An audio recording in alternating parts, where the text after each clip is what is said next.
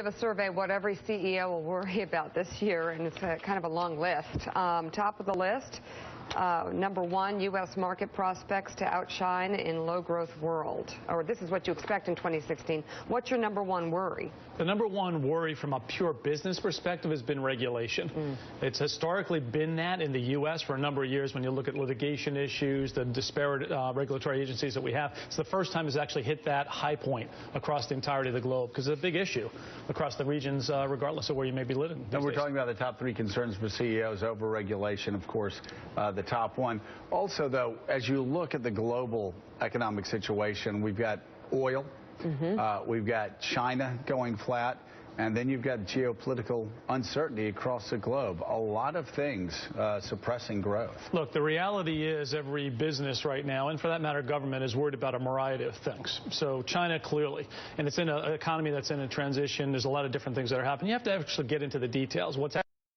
with state-owned enterprises versus what's happening with the consumers. Those are two very different stories, and they're facing some headwinds globally. You get into the issues of oil. You guys just talked about that a couple of seconds ago.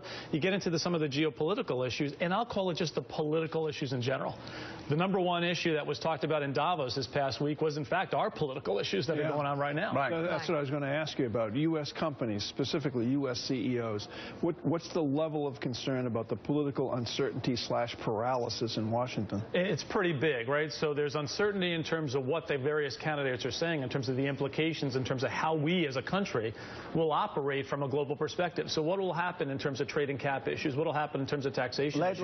Let's just put the name out on the table, because Richard Haas, president of the CFR, has been saying for 6 months, everywhere he goes, even while people were dismissing Donald Trump, he said every meeting they would start and end by asking about Trump. Is this Trump guy for real? Could he win? So two issues come up with that. Number one is Trump, is he for real, and what's the implications of that? And again, we're trying to figure that out as some of these debates go on.